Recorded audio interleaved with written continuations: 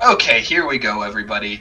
This is another match on Arc Farpoint V2 by Dissonant. Tihatavoda is on the left side once again with that Iron 1 Paladin. If it ain't broken, don't fix it. And FriskyCow with the Petros Warthog, which is an interesting pilot decision for that mech. Yeah, I was very pleased to see this. I mean, I like to see variety in the game. Whether or not the meta actually supports it is a different thing. But you know, when players try to do that, it's pleasing to me, and it makes me feel like we're progressing. This time, we're seeing that same opening where the left side is moving into top and the right side is moving into top. However, FriskyCow is actually supporting it with units this time, and he's most likely going to have firm control of it before Tihatavoda can move in. And does do a quick scout just to see that that is happening. Will be reinforcing this outpost pretty hard, I would assume, just because he does see that Tihatavoda. That's right, and he's already got the lunchbox coming in. He needs to move that tank back a little bit. Never mind, the Gaddy got killed anyhow. But now he's got those free stasis mines. Right, that's great, yeah. I mean, and that's why I'm really surprised to see that not being the standard opening right now. Tihatavoda going for it just like Overkill, but you know, with very different opponent reactions. That's right, and Frisky does have a lone zipper. We'll see what magic he can make happen with that.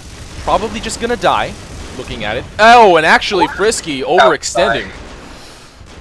And losing a Longhorn right away. Tihatavoda carrying more, and it looks like this cluster is probably doomed. Frisky now coming back to the fight. Fortunately, early game respawn times are not that long, but losing that life just now, FriskyCow, it's a huge, huge disadvantage. I'm not really sure why he was just face first in front of Tihatavoda's units. However, he does have 3 zippers now, so they will take 3 times as long to die. Yeah, I guess for all of them to die. I would suspect that what he's planning to do is patrol them in front. And Frisky is actually regaining control of this fight a little bit. He does lose a couple tanks, unfortunately. 12 to 17, so he's slightly ahead in upkeep. It's zippers, though, is the thing that a lot of it. I'm not really sure, again, why he's doing that. It's really weird. Zippers, a couple soldiers, and then 2 lunchboxes, and at his bottom forward outpost, a Tesla tower. Does he have any levelers out on the field? No, he doesn't. Oh, he doesn't even have levelers in his loadout, so that's... However, he does have Teslas going now. Oh, does he? But, yeah, no Eric and no levelers as a Warthog is an interesting decision, to say the least.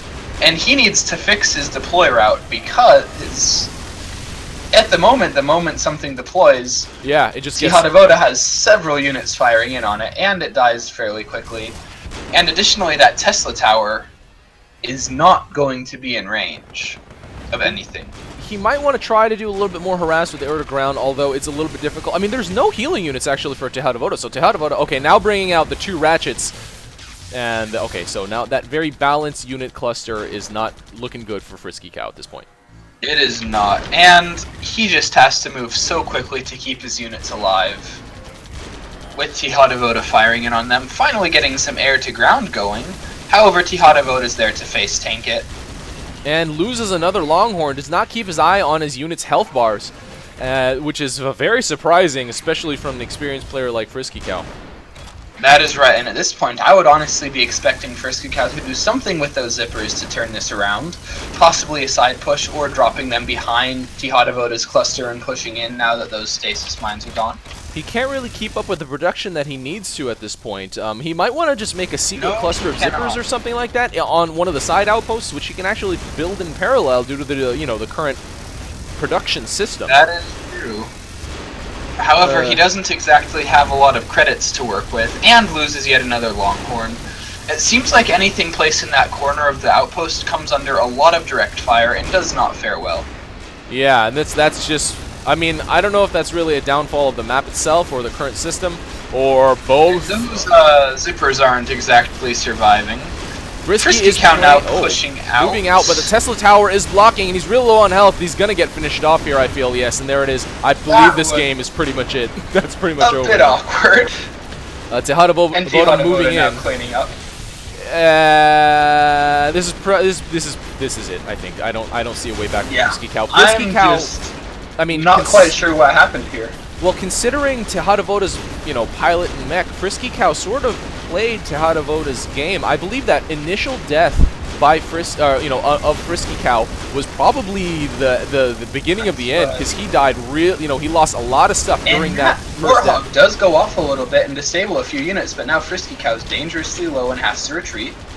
He's got zippers getting built. I mean, the game is not completely over. This is just one outpost fight, but it's just, if you look at the unit count and the upkeep, Tihatavoda has a huge lead on FriskyCow right now. And you've got to consider that most of FriskyCow's units are zippers. Which he has a cluster of them in the back, but how is he going to decide to use them? If he does a rush, basically the only real damage that he can put in is with his own Warthog fire, and, as a level 5 Petros Warthog, it's not... You're not doing too much, and he's once again dangerously low. And does make it back to the holy freaking god. And I think that the next step for FriskyCow would probably be to start looking into one of those side paths, because sending those zippers directly into an Iron 1 Paladin, it's not going to end well, as most of them are almost killed just passing through.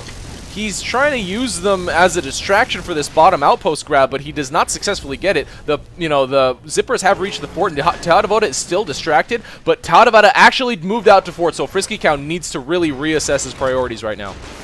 That is right, and that's a pretty substantial cluster, and with only soldiers on the defense, and a single Longhorn, things are not looking too great for FriskyCow. Yeah, not great at all. I mean... yeah, not great is an understatement. This is going to be the end of the game. Most likely we'll see it ending very shortly here.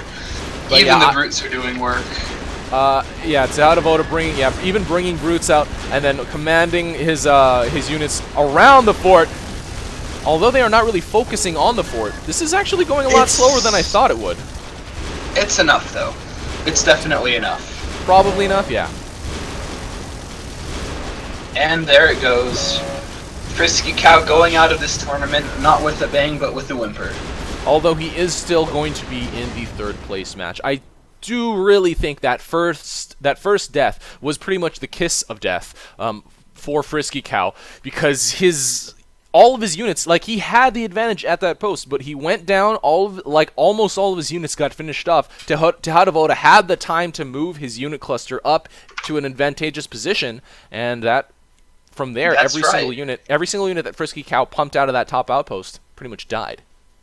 And something that we've seen all day from Tihatavoda is, despite the fact that he's using a Paladin, he's been very good at finishing off the enemy mech during these team fights, and then moving in and decisively taking advantage of it to do a lot of good work while they're dead. I mean, I think a lot of it was just coincidental timing. He sort of took advantage of his opponents kind of overextending and then getting the finish. A lot of those earlier kills also were by his own units, so his opponents also definitely had something to do with it. However, you can't argue with the fact that in the 3 games that Tihatavoda's played, he's had 3 instances of taking advantage of a kill on the enemy to push his units and wipe out most of the enemy cluster. That's right. So, very exciting to see Tihatavoda play the way that he has been in the last couple games. We'll see if that keeps going in the finals, which will be Overkill versus Tihatavoda. Stay tuned, everybody.